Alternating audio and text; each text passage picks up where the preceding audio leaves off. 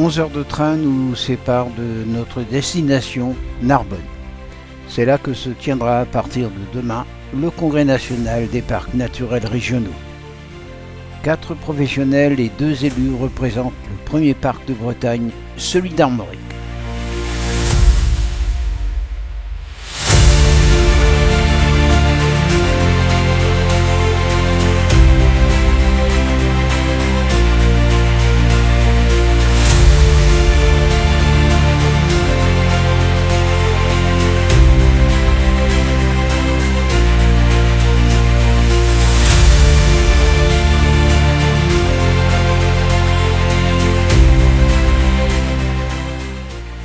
Une petite pause avant de se substanter dans un wok tout proche, car la nuit sera courte.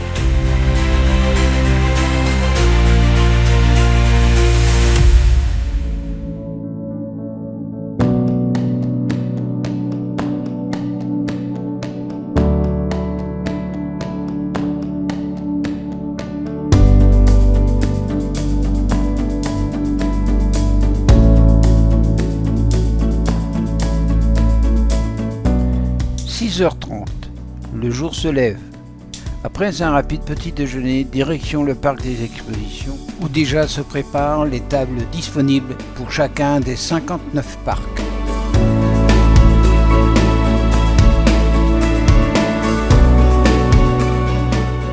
Ici, un spectacle nous attend. Rendez-vous demain, avec la participation de quelques congressistes. Une satire féroce, mais présentée avec un grand humour sur les excès d'aujourd'hui et la mise au rebut de tout ce qui n'est pas vital, portable, télévision, énergie fossile, etc., avec le deuil, l'incinération et l'innovation.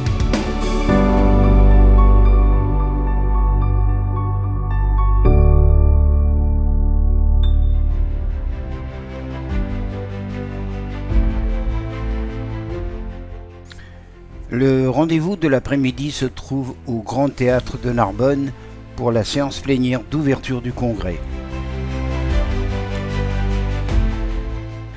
Son thème général est celui de comprendre ensemble, au travers de plusieurs items comme mobiliser, questionner, partager, connaître, éclairer et débattre. Cette plénière verra surtout l'intervention de responsables de parcs naturels, de présidents et d'élus des conseils régionaux et départementaux. Mais aussi un exemple vivant d'harmonie entre développement et préservation de notre environnement. Nous avons la chance d'être situés au cœur d'un territoire riche en biodiversité. Et c'est avec fierté que nous faisons partie du parc naturel régional de la Narbonnaise en Méditerranée.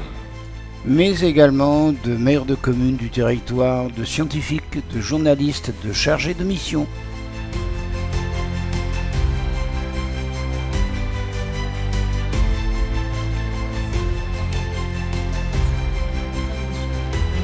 À toutes les procédures de révision des chartes PNR, même si, à mon goût, je trouve les procédures trop longues et trop complexes, et donc trop coûteuses.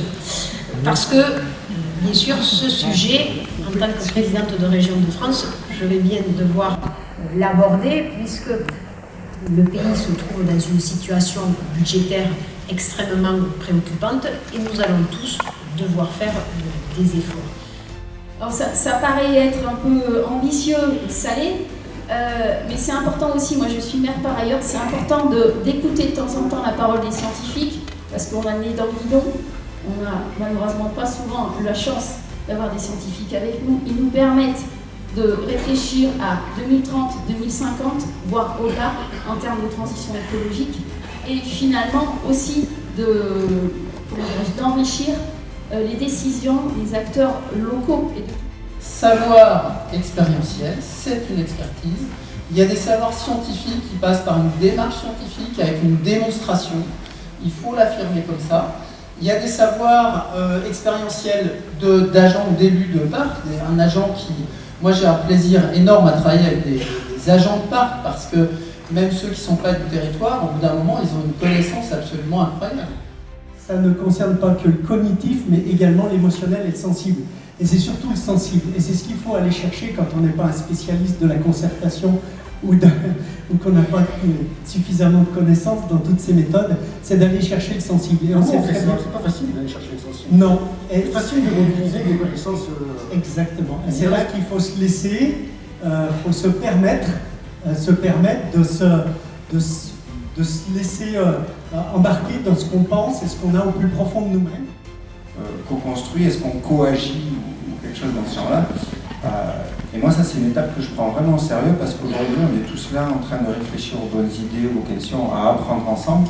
Mais si derrière, on ne fait pas ensemble, on ne débloquera aucune situation.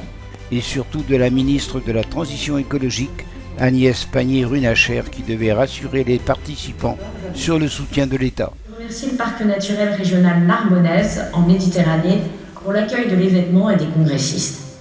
Cet événement, il est important parce qu'il permet de parler de l'importance cruciale des parcs naturels régionaux dans la transition écologique de notre pays.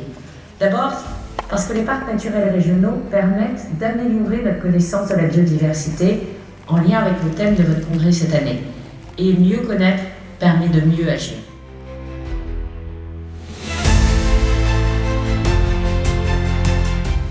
Le retour vers le parc d'exposition a d'abord comme objectif la visite des tables publicitaires de chaque parc et de ses collaborateurs, puis celui de la restauration car affiches, flyers ont été remplacés par les produits locaux et le kouign-amann a fait partie des propositions du parc naturel régional d'Armorique. Il n'en restera pas une miette.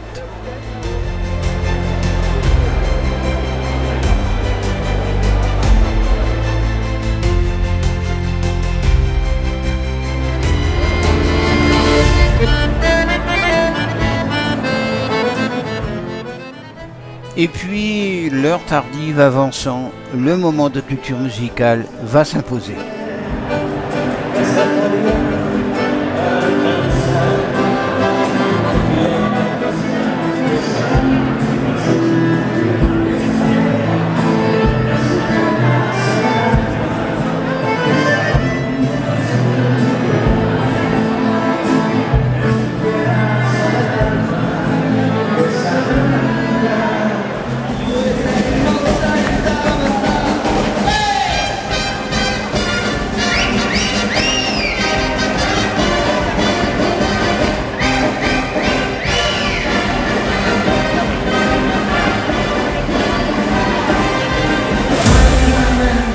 Avant le moment du retour et du débriefing.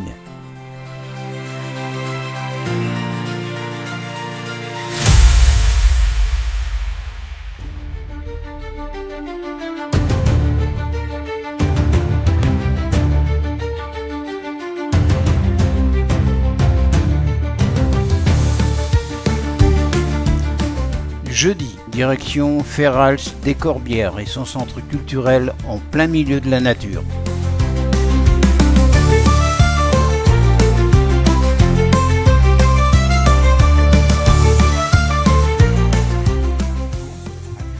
Le sujet très théorique débattu en ce début de journée, l'action territoriale en contexte d'incertitude, m'a laissé un goût d'inachevé. Justement, le développer, la vision ou encore l'ingénierie des projets ne sont frappés que d'incertitude.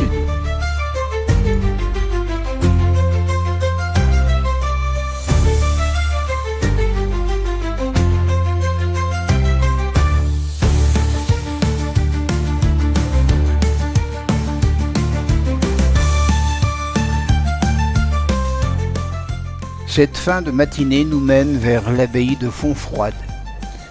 L'occasion de voir rapidement le mauvais état de certains vignobles.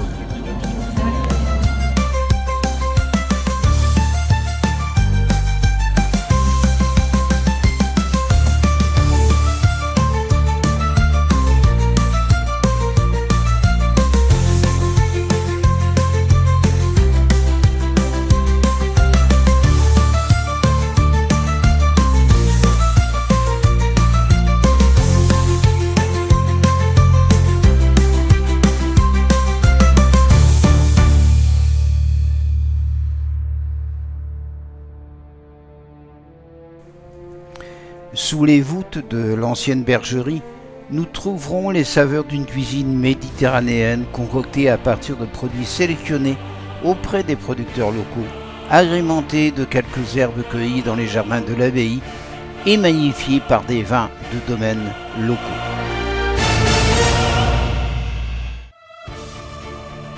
À 10 minutes de Narbonne, au cœur du parc naturel régional de la Narbonnaise, se cache un trésor du Moyen-Âge, un site préservé et privé qui conserve entre ses murs la spiritualité des hommes qui l'ont occupé, des moines cisterciens à Gustave Fayette, artiste et mécène, qui acquiert Fontfroide en 1908.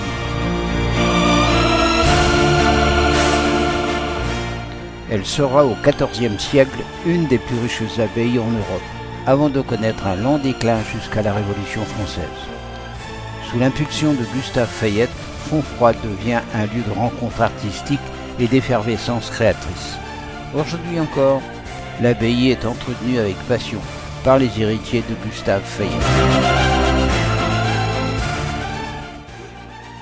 Vraiment de style italien en fait. On n'aura pas le temps de les voir pendant la visite, mais à la fin on a la roseraie et ensuite un circuit par les jardins en terrasse.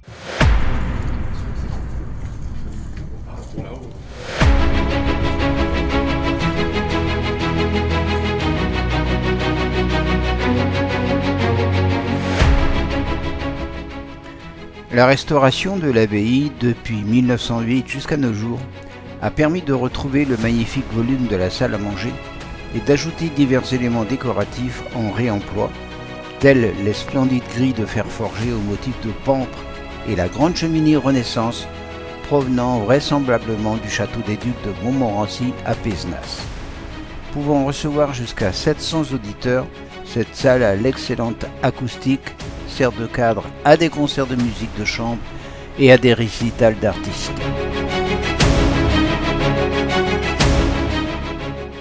Tout l'ensemble se trouvait centré autour du puits, véritable citerne aux moellons parfaitement assemblés et qui s'approfondit en un gouffre creusé dans les calcaires fracturés. C'est là que se trouve une eau très froide, sans doute origine toponymique du nom de Fontfroide. L'arc brisé ouvrant la première travée découvre la perspective des massifs fleuris qui entourent le puits devant l'angle des grandes arcades dominées par le clocher.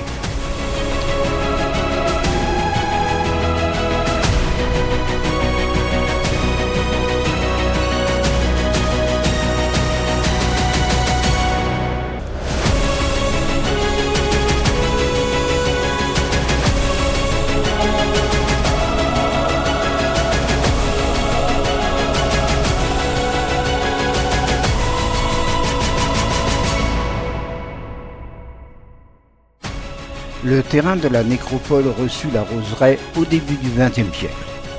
En 1986, un incendie criminel la ravagea et elle fut replantée en 1989. En tout, ce sont 2500 rosiers qui embellissent Fontfroide et présentent 11 coloris différents. La présentation de Sème la Beluga, Nous sommes l'étincelle, documentaire pour la prévention du feu, ne me paraîtra pas d'une efficacité singulière.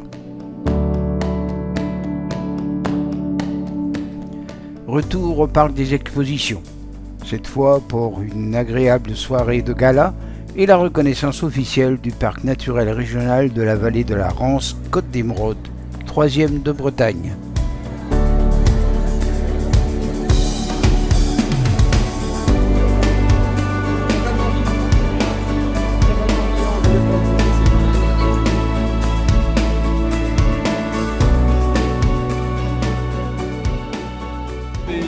Président du parc naturel régional de la Narbonnaise en Méditerranée. Prenez vos dispositions à la fin.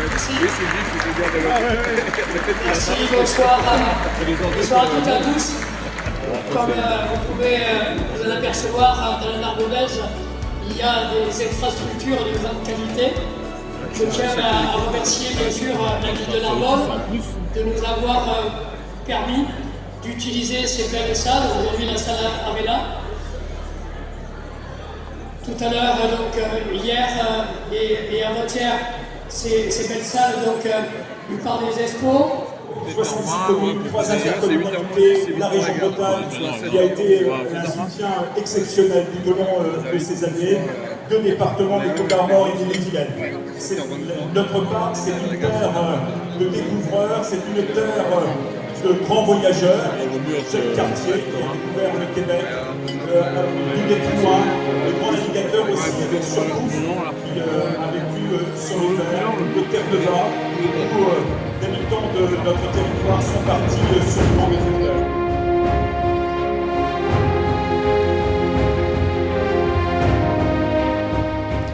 Avant que ne résonne le code rouge.